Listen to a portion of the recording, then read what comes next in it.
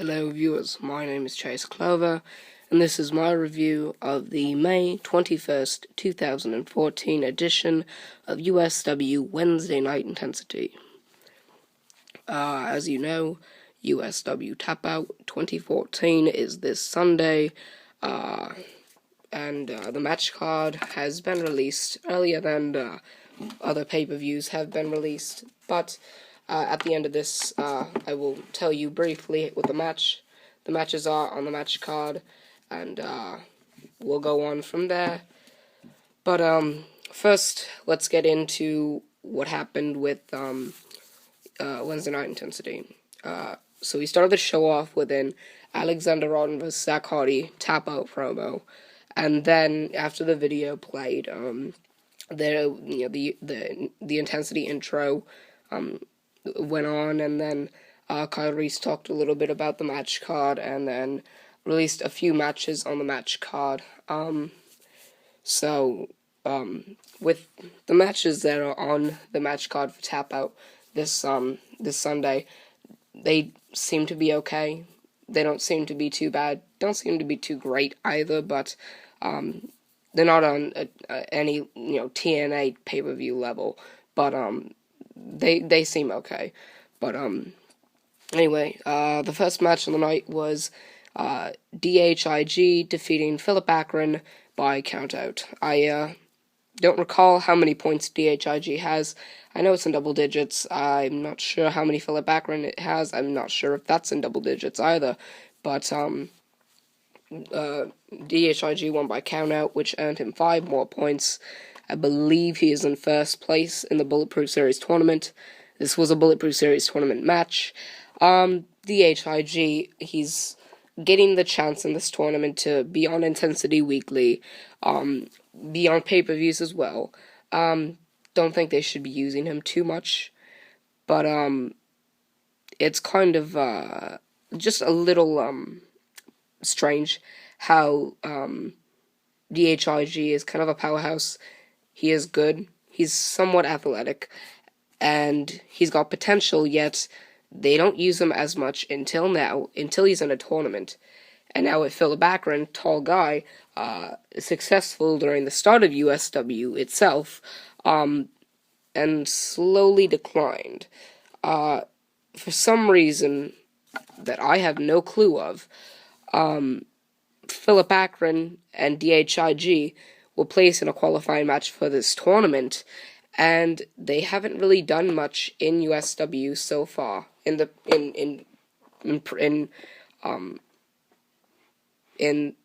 near past, and they haven't really been competing too often, and that's the same with a few other wrestlers in the tournament. But I don't see how DHIG has potential, and he's in the tournament now. He's on weekly versus when he was on maybe 2, 3, maybe even a month at a time, not even on too many pay-per-views, and now he's kind of dominating this tournament, and it's kind of like USW's like, okay, we should have used him a while back.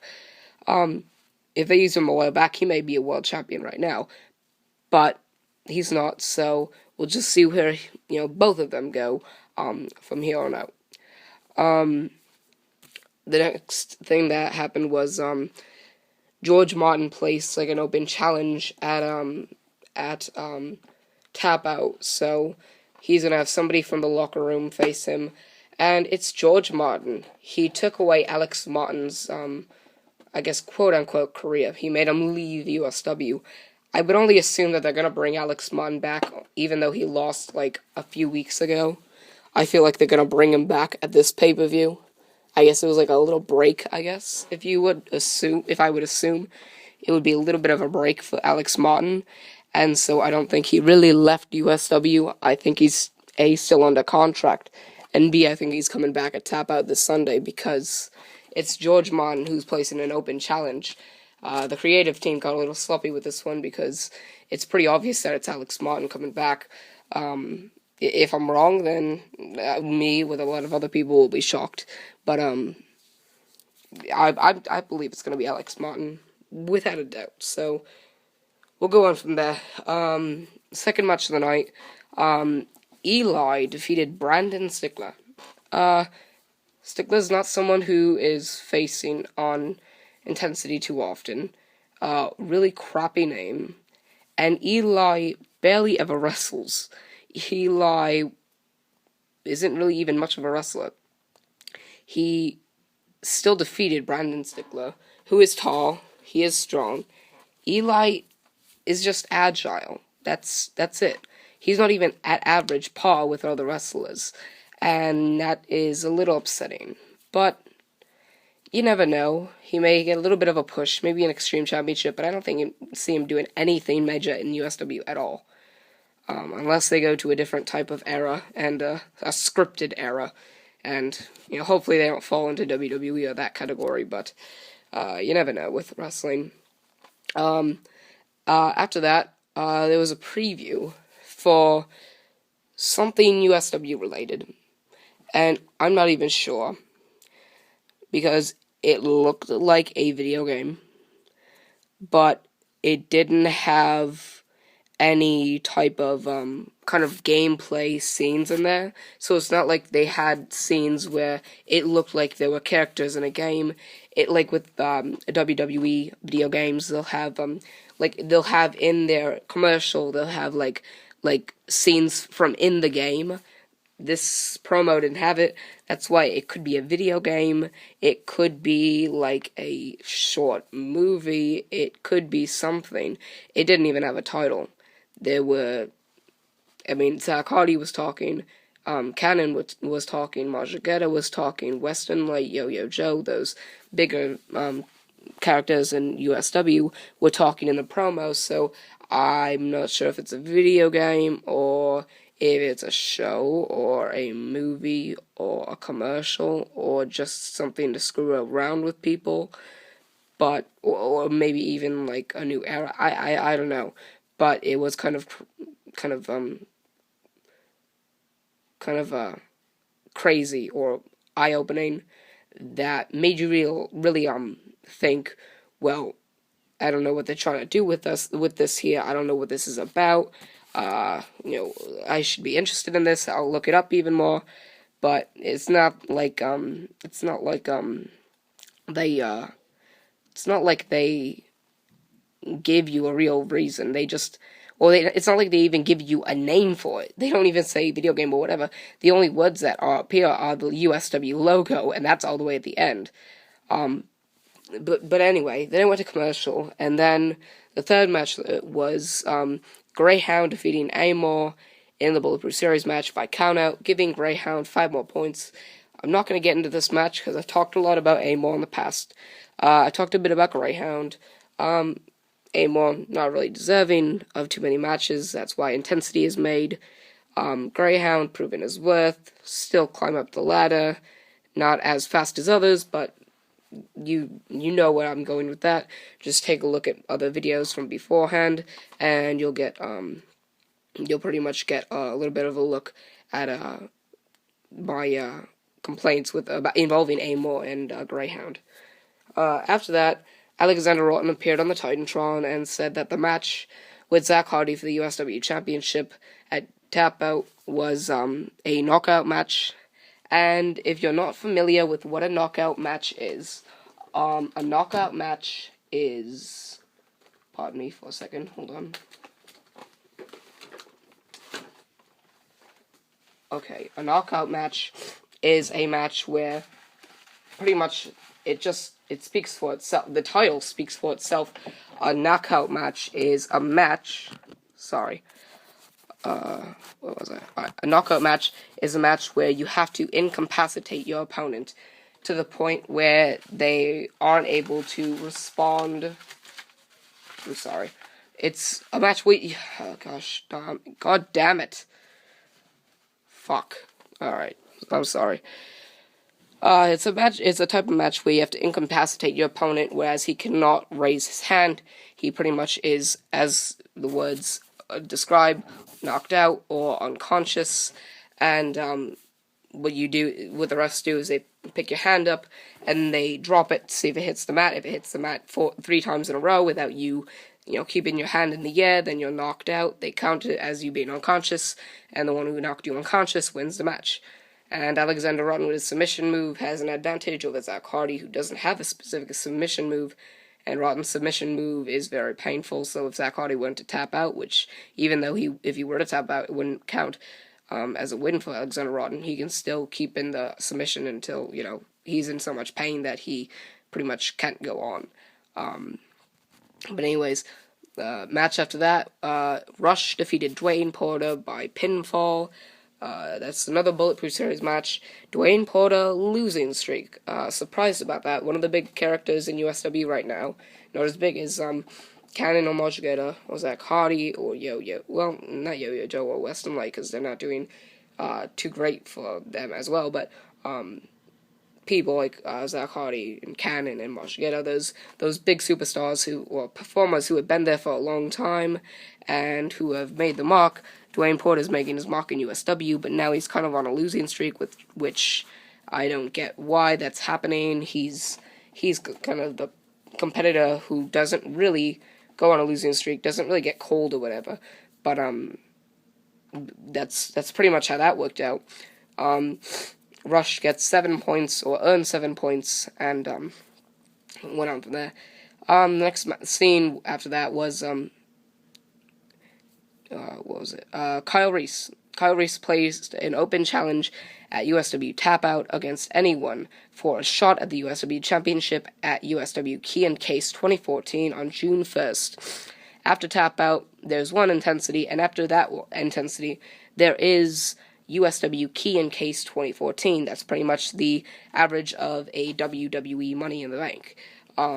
Same thing as Money in the Bank, you have to get a case, but even though you have to climb a ladder in the ring to get the case that's hanging over the ring, you have to climb a ladder that's outside of the ring and grab the key that's hanging outside of the ring in order to unlock the case. Because once you get the case, you have to unlock it. So if you don't have the key, then you can't unlock the case. And you can break the case open and win, but what the whole point is to get the key and then get the case, unlock the case, and grab out the contract, and once the contract is out of the briefcase, you win. So, Kyle Reese, the owner, placing an open challenge against anyone at Tap Out for a shot at the USW Championship. That is pathetic, because Alexander Rotten and Zach Hardy have just gotten the rivalry, and now it's pathetic how the creative team is taking that rivalry away. So whether it's Zach Hardy or Alexander Rotten who wins the USW Championship at Tap Out, whichever one wins, the rivalry is pretty much over, because whoever wins, if Kyle Reese loses, which I suppose he will, at Tap Out, then it's pretty much clear that Rotten and Zach Hardy aren't rivalry anymore, because the USW Championship is in their rivalry. So, looks like that rivalry's set and done. I don't know what the creative team saw that made this rivalry have to disband, but whoever wins the Tap Out pretty much wins the rivalry. But anyways, after that, the fifth match of the night, Gringo defeated Prophecy by pinfall, earning Gringo 7 points. Gringo won half of the Unified USW Tag Team Championships. That's a mouthful. Prophecy, someone who is rising in the ranks quickly and efficiently, and losing to Gringo doesn't really do too much for his too much positive or too much negative for his career. It doesn't help or hurt his career. It pretty much still leaves it the way it was and the way it is. Gringo earning 7 points. I think he's in double digits now. After that, Cannon and Prophecy. I don't know why Cannon, but Cannon challenged Prophecy. Hold on. Sorry, as I was saying. After that, Cannon and Prophecy. Cannon, for some reason, looks like they're going to put him in the tag team division, considering, I guess, creative team has nothing for him. He's pretty much the lone wolf out of, see what I did there? The lone wolf out of the big three, I guess, in USW. But Cannon and Prophecy challenged Fernandez and Gringo to a submission match at USW Tap Out for the Unified USW Tag Team Championships. They are still using the belts, and I'm surprised that they're going to use them well, I'm not too surprised that they're going to use them in the Bulletproof series because, well, they have to use them at some point, and having champions in the Bulletproof series is not a great idea. If I were correct, I would probably say that they purposely scripted Magiceta's match for the chance at the Bulletproof series because of being the USW World Heavyweight Champion. Because of the fact that, they wouldn't want to have a major championship, especially in the Bulletproof series only. So, Canon Prophecy challenged Fernandez and Gringo to the match at Tap Out for the tag titles. I'm gonna tell you the predictions at a later date. But after that, the sixth match of the night, Cannon defeated Fernandez by countout, earning Cannon 5 points more towards his total.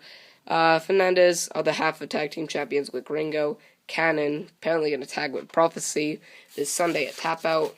We'll see how that goes. I'm not expecting it to be great, but it's gonna be something. After that, there was an interview with Alexander Rotten, which surprised me because apparently USW said that that before Alexander Rotten came on with the scene, which is why Intensity ended, I believe 10 minutes before 11 p.m. Eastern Time. I believe 10 p.m. Central Time and 9 Pacific Time. The reason apparently why the match, or why Alexander Rotten was supposed to have it after another match is because apparently there was supposed to be an interview with Capital, and then after that, the seventh match was going to be Zach Hardy and Capital. But I guess the match got cancelled. USW didn't say why. I'm expecting it's something with Zach Hardy because when his matches are cancelled, it's mostly involving him or some reason that isn't really clear at that moment in time, but ends up becoming clear later on. But anyway, it was supposed to be a USW champion versus USW World Heavyweight Championship #1 contender, or a champion versus contender match, and I don't know who would have won.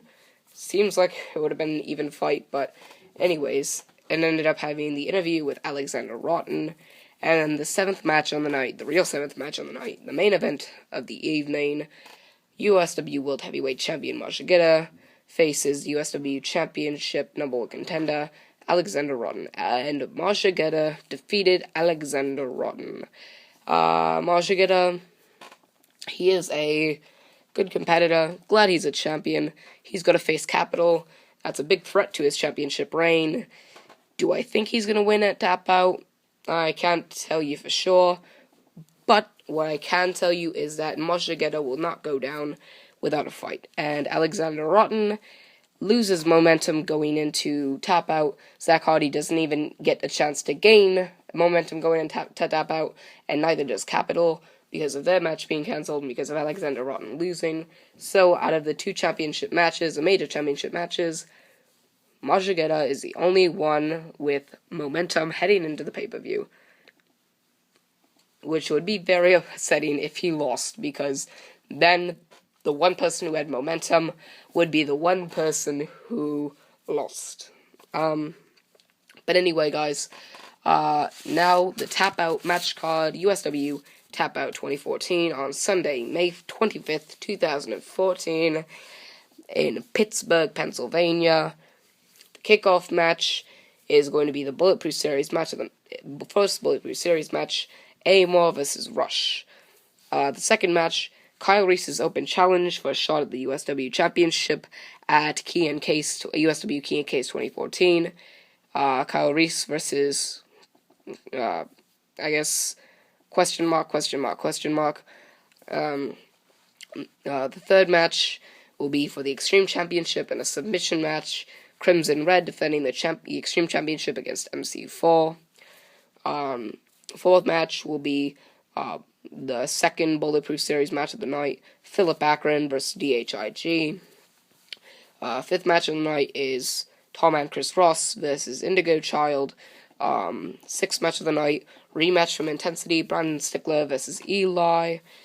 Seventh match of the night, Blue Belt Championship submission match. James defending the Blue Belt Championship against Enigma, who we haven't seen on Intensity for a while. We haven't even seen him since No Remorse, but we'll see how that plays out. The eighth match of the night, Dwayne Porter versus Greyhound in the third Bulletproof Series match of the night.